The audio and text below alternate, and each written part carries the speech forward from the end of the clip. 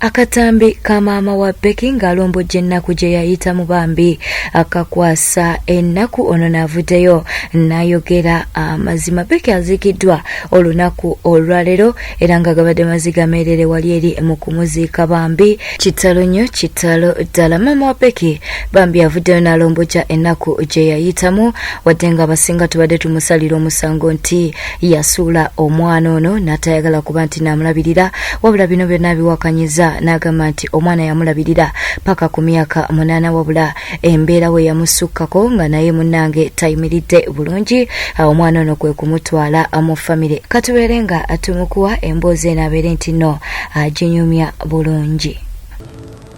Naye nga mu butuufu kankubuulire ssebo. Ye maama. Mu bulamu bw'ensi muno teri muzadde osobola kukwata omwana n'amusuula. Ngulubye n'abaana bange mu nnaku ennyingi gye sitasobola nakunyonyola. Ngulubye buli wamu wonna kubanga nze famire yaffe eri domanti nnyo, tebasobola kuyamba ne balina omwana. Ngulubye ne Becky ntambudde mu malwaliro gonna, Becky mbeende naye nga Becky buli kyayamira nkimuwa. Wakiri tunda ngoye zange nempa abaana bange tebaagala. Eri gye nali we bangoba nembeera mu mbeera eyo nenfuna omuntu gwe nafumbirwa. Naye omuntu yanfuukira ekizibu, nafuukira abaana bange ekizibu.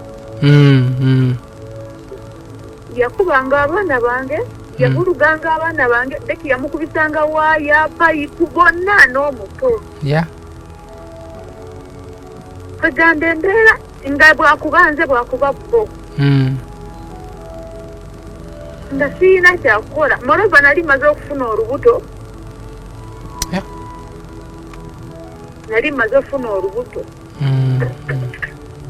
Nga Becky alwadde.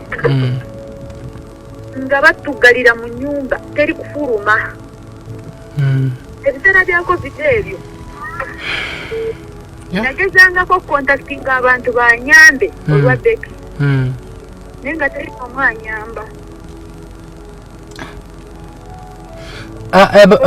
Oyo ekirwadde kibadde kiruma Becky obadde okimanyi? Ye bangambye byonna babiŋŋamba. Nanti gwe kuva wali tokimanyi kuba information gye tulina buva mu ddwaliro anti mu ddwaliro kiraga nti bamuzaala n'akawuka n'alwala amawuggwe, ensigo, akataago, ekyenda. Olaba ekyo kyogamba amawuggwe. Nze amawuggwe ago nyinza okuba nga ndowooza ku ono ogundi eno eyali nga kubanga oli bati yanywanga sigala naye ng'anywera mu nnyumba tesabeeranga naye ekikumi ku kinaakyo. Ndowooza bakwe kwavaaga amawuggwe ate akawuka. Mazima amatuufu. Ekyo kyo kiri obvious kuba nange baaba nina. Nange nina naye nange ngenze zuula nti zudde luno. Wamuzaala batomanyi nti olina?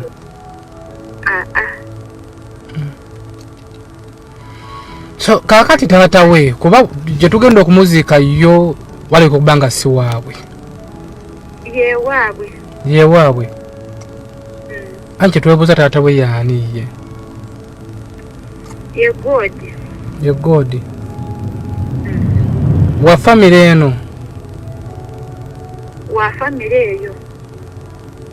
Neno famire ekimanyi? Ekimanyi kyamayinza olina okubanga ekimanyi. Olaba bwe nalabanga embeera eganye omukadde yajjako eno entebe nga nkyabeera ntebe.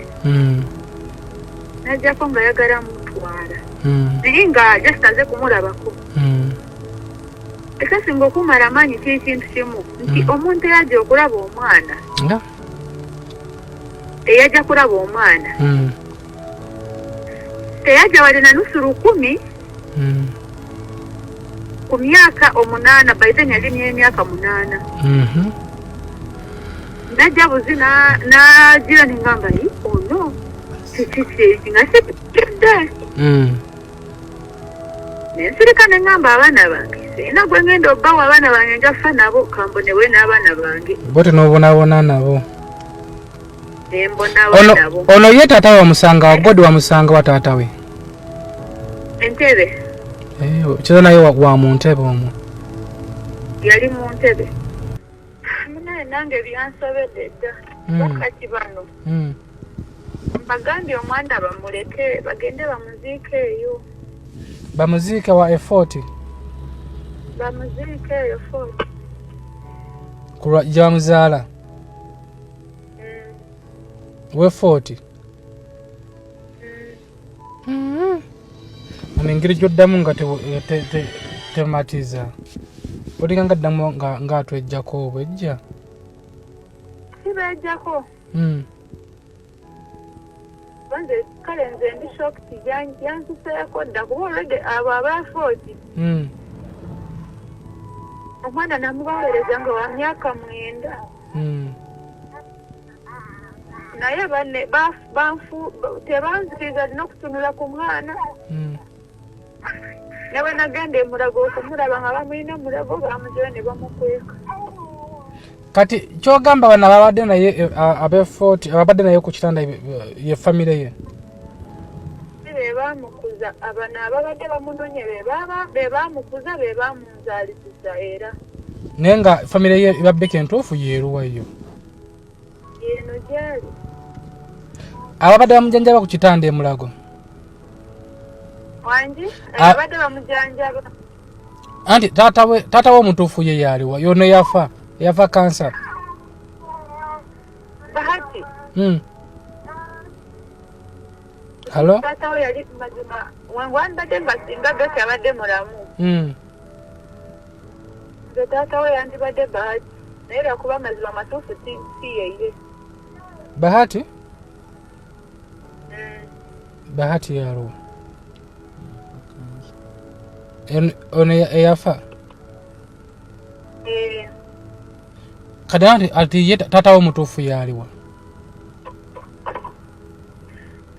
eyo gyali gyeyeewaabwe anti waliwo okuba nga gyewaabwe nga just ng'azalira mu disitulikiti ye 40 naye netugala tumuziika mu famire nga si ye famire ye ate ne tutuuka muzimu taata we ali mu famire eno ye famire yeeyo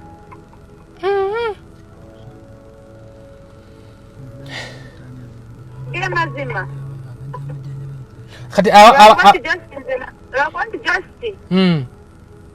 nabafunako obuzibu olwokuba nti banyuma kikola kikulaba ku mwana wange kyokka kati ono gwabadde naye ku kitanda ye taata we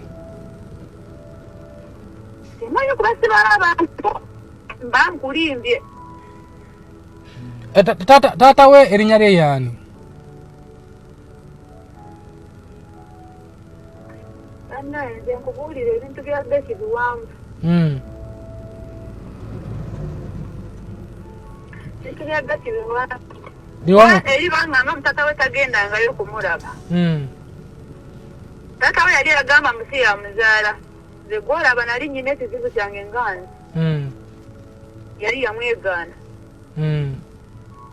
Boteta mutobadde mulabi mulungi obale kwekumira ku News Spark channel katukujukiza okuba nti no subscribinga ku YouTube channel yaffe nyiga akadeka notification likinga video eno ate oleka obubaka bwawo mu comment section. Beera bulungi weraba.